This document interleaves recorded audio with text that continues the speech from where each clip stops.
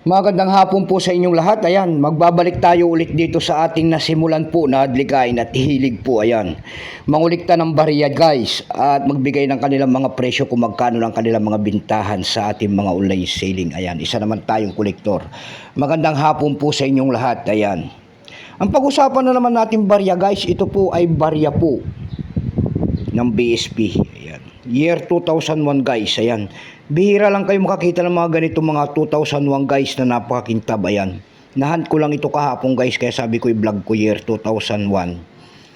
Ayan, non-magnetic yan guys, hindi na mga magnet. Oh, tignan natin to kasi maganda pa oh, kaya nga hinant natin eh. Dagdag collection guys, year 2001. Siya po si Jose Potasio Rizal Mercado po. Ayan, baka hindi nyo po alam. Ang dakila natin bayani po, si Jose Potasio Rizal Mercado. Pagkatalikod naman guys, makikita nyo ang year 1993. Ayan, pagtatag ng ating Bangko Sentral, hindi cut wheel. Diyan po bumabase ang ating mga kolektor kung ano reverse o dayang isang coins.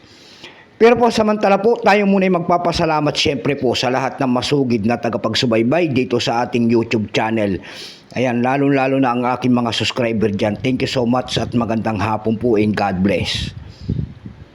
Maraming salamat din po sa mga tumatangkilik dyan sa aking FB page. Lahat po na nakapalo sa aking FB page, magandang hapon po and God bless din. Ayan. Yun naman po sana hindi pa po nakapag-subscribe dito sa ating munting channel. Anyayaan ko lang sana kahit malaking tulong na po ubagay ang inyong magagawa. Tulad na lamang po sana ng pagpindot ng aking subscribe button, like and share para ma-update ko naman kayo sa mga bago ko pang ilalabas na video about coins. Nang simulang hard to find po rito sa years nito guys, ito ay year 2005. 300 pataas po. Yung year 2006, semi hard to find kung tawagin nila. Yung po ay may presyo po na 50 pataas. Ayan. Ito pong year 1991, tignan natin kung magkano na ang kanyang bintahan. Ayan.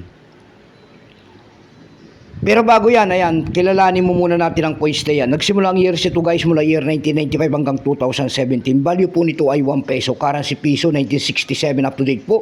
Kung ano materialis ang ginamit sa barya na yan guys, yan po ay copper nickel. May bigat lamang itong 6.1 grams. May haba itong 24 mm. May kapal po naman itong 1.75 mm. Orientation po ay may dal alignment number M-1681. Reference number KM-269. Ito pong year 2001 na ito guys, ito po ay 19% lamang. Ayan, may presyo rin po yan doon sa ating lumista. Binigyan na po ng presyo ng ating mga kolektor. Yung kanyang verify kung tawagin nila, may presyo po yan na 13 pesos. Yung kanyang extra pay naman po ay 22. Dako tayo sa kanyang price. Doon sa ating EB.com guys, meron tayo nakita nagbebenta nito ng $2.99. Nasundan po ng $2. Dako naman tayo sa Carousel PH. Sa Carousel PH guys, meron tayo nakita nagbebenta nito ng 100 pesos. Nasundan po yan ng 80 pesos. Ayan lamang po ang aking may babaging kanyang presyo po. Keep safe po sa inyo lahat and God bless.